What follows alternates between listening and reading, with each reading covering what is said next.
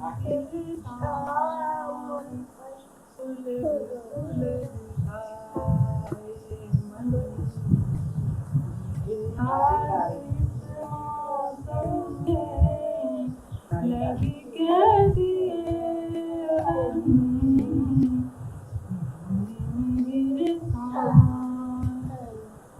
علیکم ویورز، میں ہوں حفیظ طاہر، آپ کا ہوسٹ، اور پروگرام ہے podcast with Hafeez Tahir.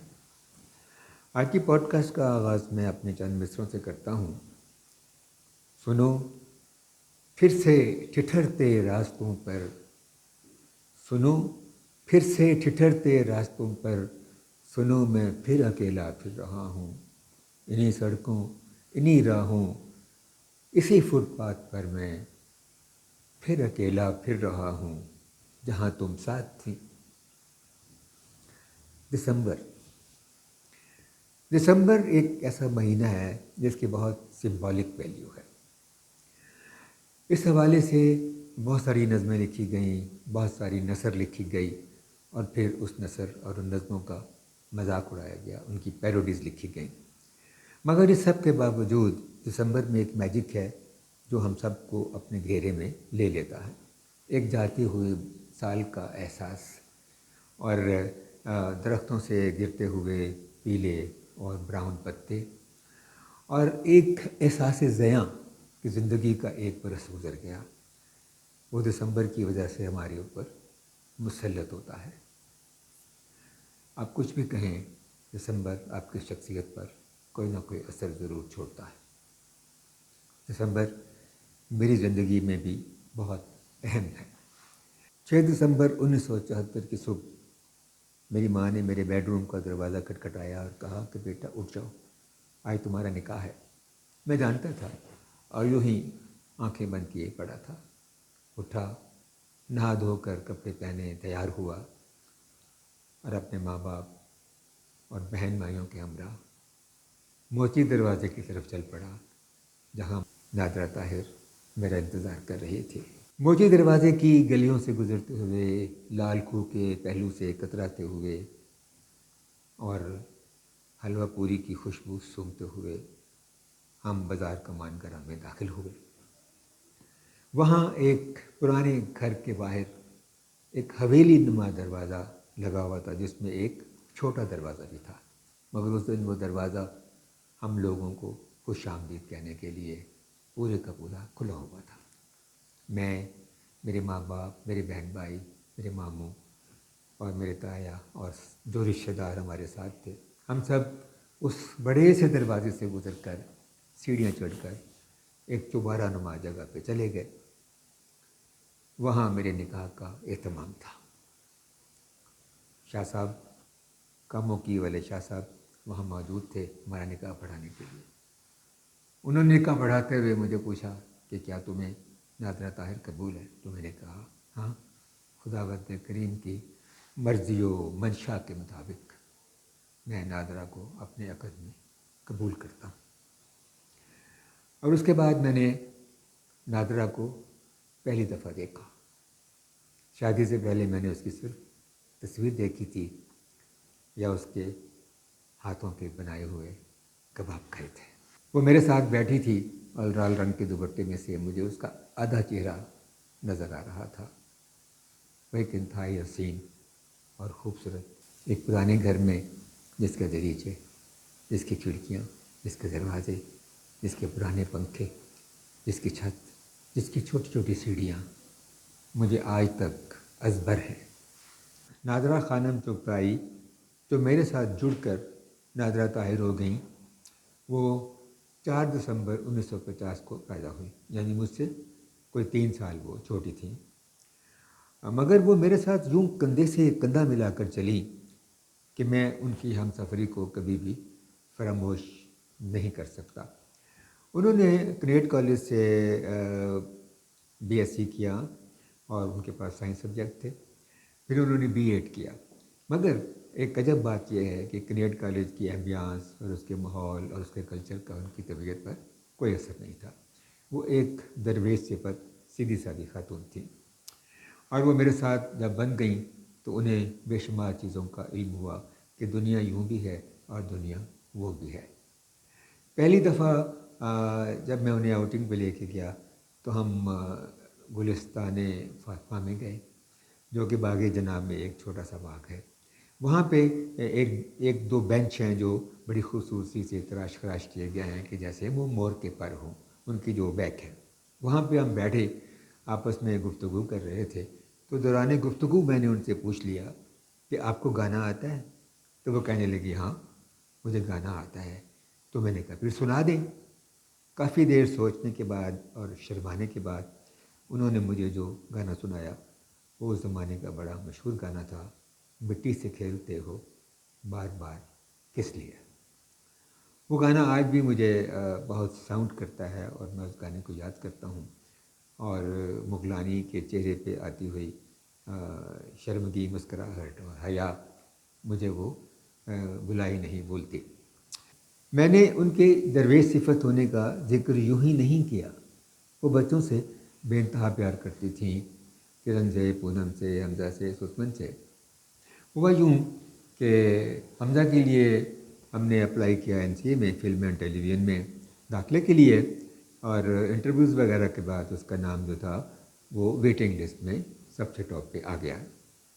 وہ پریشان بیٹھا ہوا اور گھبرایا ہوا، اور وہ کہ میں اب زندگی میں کیا کروں گا۔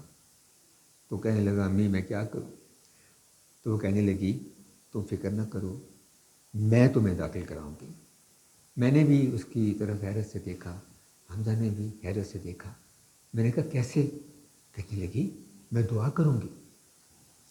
اس بات کو کئی دن گزر گئے اور ہم نے اس داخلے کو بھولنے کی کوشش شروع کر دی، مگر ایک دن میں اور وہ بیٹھے کھانا کھا رہے تھے کہ باہر بیل بجی۔ اس نے میری طرف دیکھا اور کہنے لگی حفیظ طاہر باہر جا کے دیکھو، حمزہ کے داخلے کا خط آیا ہے۔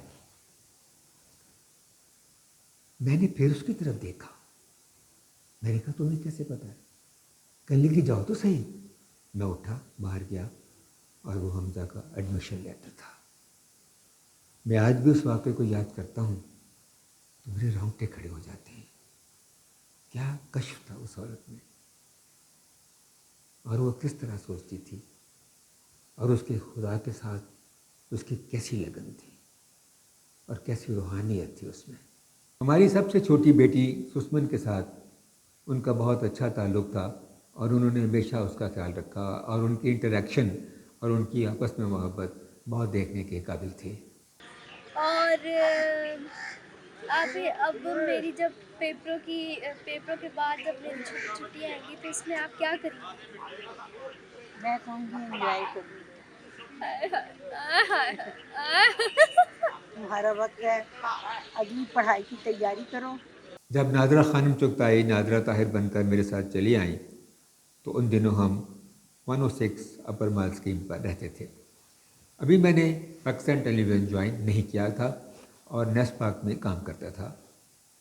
نیس پاک سے جو تنخواہ ملتی تھی وہ گزر اوقات کے لیے کافی نہیں تھی، اس لیے میں نے ایک فلمی اخبار، ایک فلمی پرچے ممتاز ویکلی کو جوائن کیا، اور وہاں میں آہستہ آہستہ چیف رپورٹر ہو گیا۔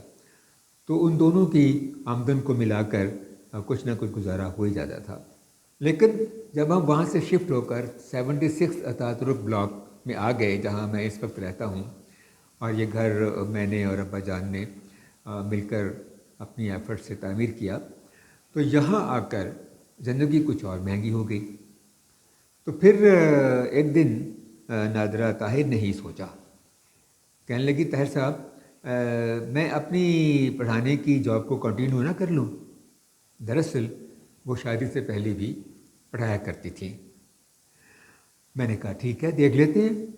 انہی دنوں DPS میں جاب نکلی میتھ ٹیچر کی، تو ڈوئنگلی پبلک اسکول نے انہیں ہنس کر رکھ لیا کہ ٹھیک ہے آپ اتنی قابل ہیں اور ہمیں میتھ کی ٹیچر کی ضرورت ہے۔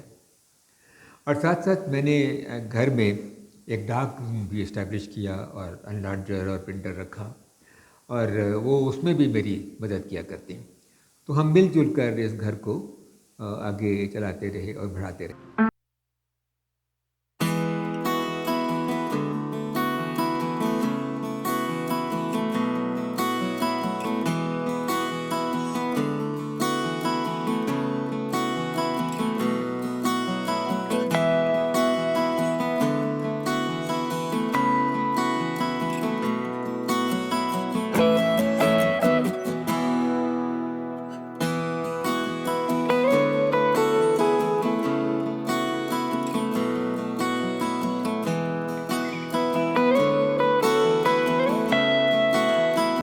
وہ ایک بہترین ایجوکیشنسٹ تھیں اور ان کے کالج کے پرنسپل اور ان کی کولیگس ان کے ساتھ بہت شاداں فرحاں رہتے تھے، اور آہستہ آہستہ ترقی کرتے کرتے وہ اپنے ڈپارٹمنٹ کی ہیڈ ہو گئیں، اور ان کے اسٹوڈنٹس میں بہت ساری لڑکیوں نے بہت سارا نام بنایا۔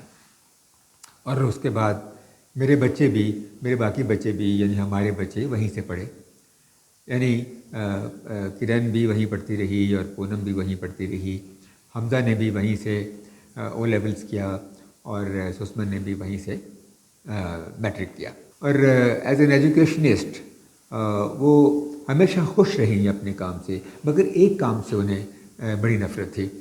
وہ یہ تھی کہ جب الیکشنز ہوتے تو ٹیچرز کی ڈیوٹیاں لگائی جاتی الیکشن پہ، تو انہیں بڑی کوفت ہوتی تھی۔ پہلے دفتر میں جانا، وہاں سے باکسز لے کے آنے، پھر ووٹ ڈلنے کے بعد ان کی گنتی کرنا اور results banana, she never liked it.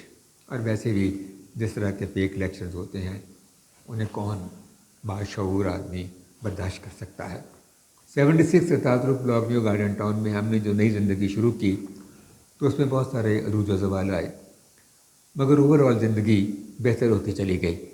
میں نے نیس پاک کو چھوڑ کر پاکستان ٹیلی ویژن جوائن کر لیا اور وہاں پروڈکشن اسسٹنٹ ہو گیا اور ایک نئی زندگی کا آغاز کیا۔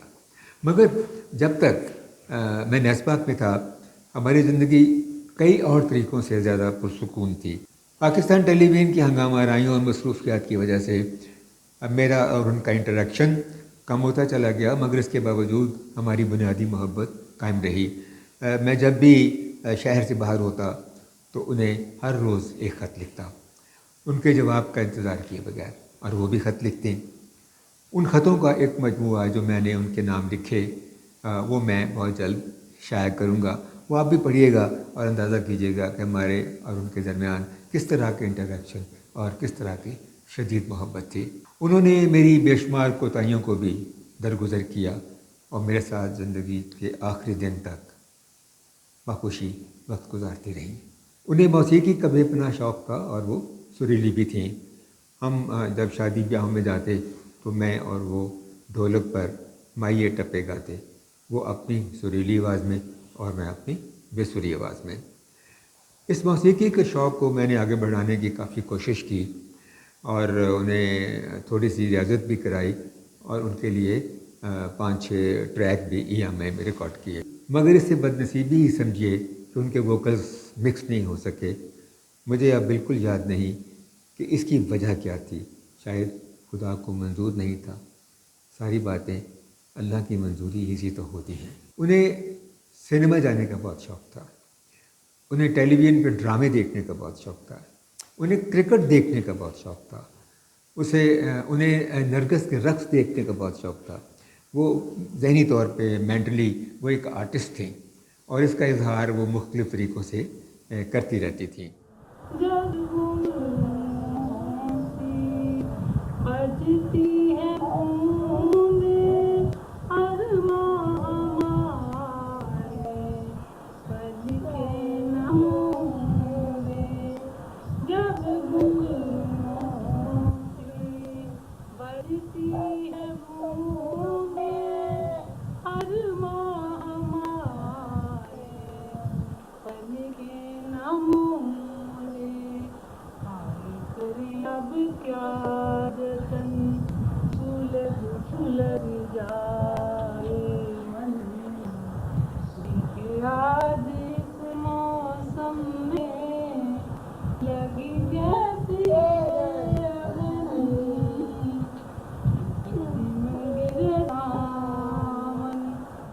انہیں سیر و سیاحت کا بہت شوق تھا اور ہم نے اپنے بچوں کے ہمراہ کئی علاقوں کی سیر کی، اور گھومنے پھرنے کے اس شوق نے ان کی پوری زندگی میں سروائیو کیا، حتیٰ کہ جب وہ کافی بوڑھی ہو گئیں اور بیمار ہو گئیں اور ویل چیئر پہ آ گئیں تو پھر بھی ہم انہیں ساتھ گھمانے لے جاتے۔ زندگی کے 40 سال ہم نے ایک دوسرے کے ساتھ گزارے، یہ 4 دہائیاں، ان میں غم بھی تھا، ان میں خوشی بھی تھی، مسرتیں بھی تھی، دکھ بھی تھے، مگر اگر اس کو ایوریج پہ دیکھا جائے تو ہماری آپس میں زندگی ایک کامیاب زندگی تھی۔ ان 40 سالوں میں اتنا کچھ ہوا، اتنے واقعات ہوئے اور اتنے مراحل سے ہم گزرے کہ انہیں لکھنے کے لیے ایک پوری کتاب چاہیے۔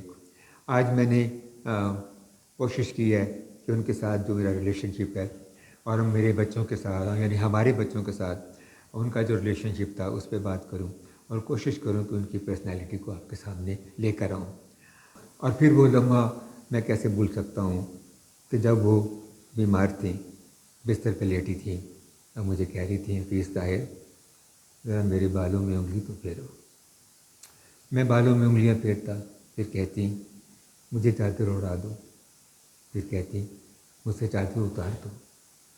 میں اس سچویشن سے گھبرا گیا اور میں نے اپنی بڑی بیٹی پونم کو فون کیا۔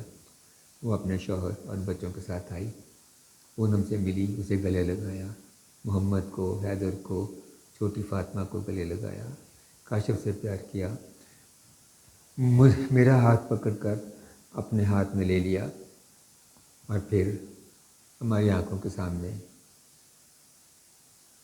اگلے جہاں سدھار گئی۔ میں ان کی قبر پر مٹی ڈال رہا تھا اور یاد کر رہا تھا ان کے گائے ہوئے گانے کو، مٹی سے کھیلتے ہو بار بار کس لیے۔